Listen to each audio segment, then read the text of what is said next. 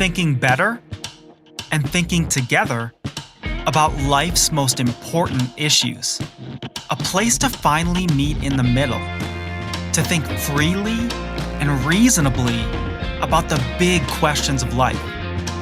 This is Thinker Sensitive.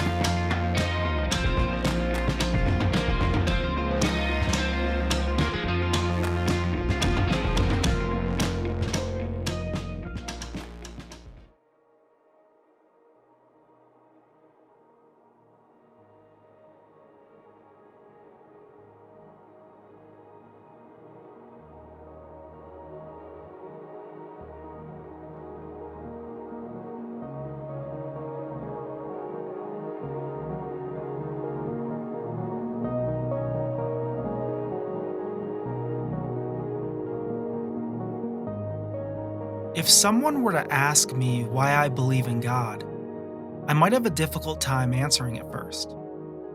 I might stand there for a while, contemplating, thinking about how to formulate a coherent answer, or articulate a clear and succinct response.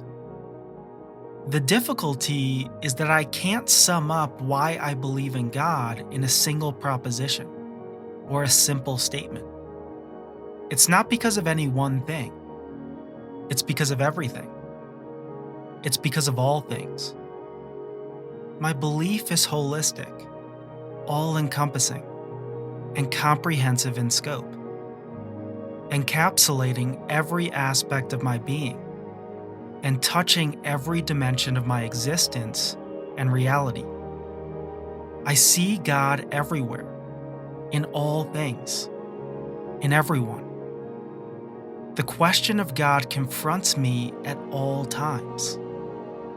The need to give an answer, the necessity of the answer, is constantly, is always apparent to me.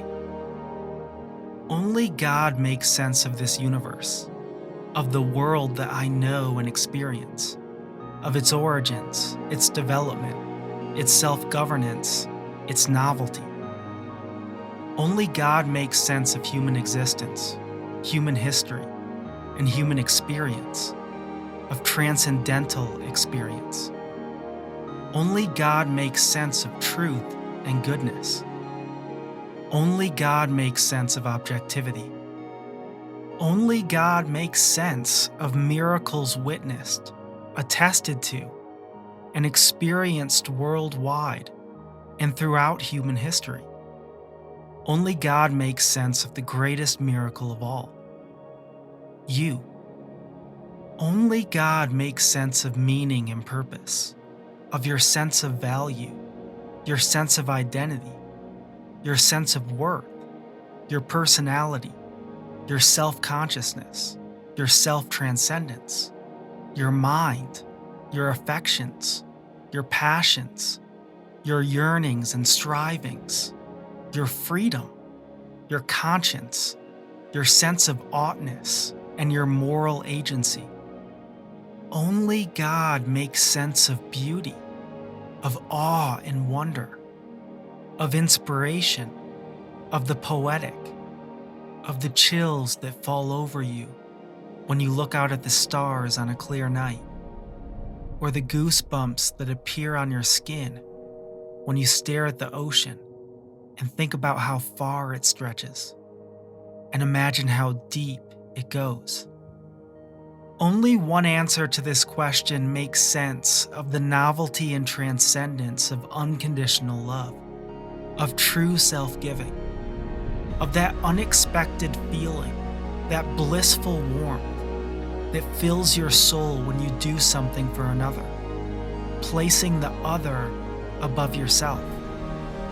Only one answer to this question makes sense of the power of humility, of the endless potency and potentialities of love, of the self-empowerment of selflessness, of the freedom of forgiveness, of the tears that fall from your eyes in your happiest moments, of the hope you feel in the midst of despair, of the universal hope of life beyond death, of unfulfilled desire, of the restlessness of the human soul, of the unquenchable longing for something more, of the abundance you receive when you give it all up, of the quiet tranquility that falls over you, almost ethereal, almost otherworldly, when you let it all go.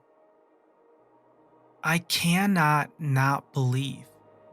I have to believe. I must believe.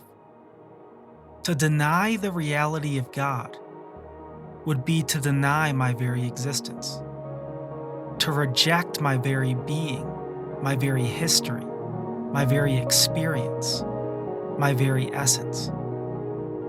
This would be an absurdity. Every minuscule detail of my life, every passing moment of my personal history, every waking breath, every fleeting and forgotten dream, every occasion of reflection on the totality and meaning of my existence testifies to the existence of God. My life itself is an answer to this question. I can't deny my reality, and therefore I can't deny the reality of God. I think, therefore God. I know, therefore God. I feel and experience, therefore God. I will and I choose, therefore God. I see beauty and goodness all around me, therefore God. I am evil and depraved, therefore God. As long as I am, God is. I have bet my life on this answer, and I will bet my death on it as well. How do you answer this question? What does it mean to you?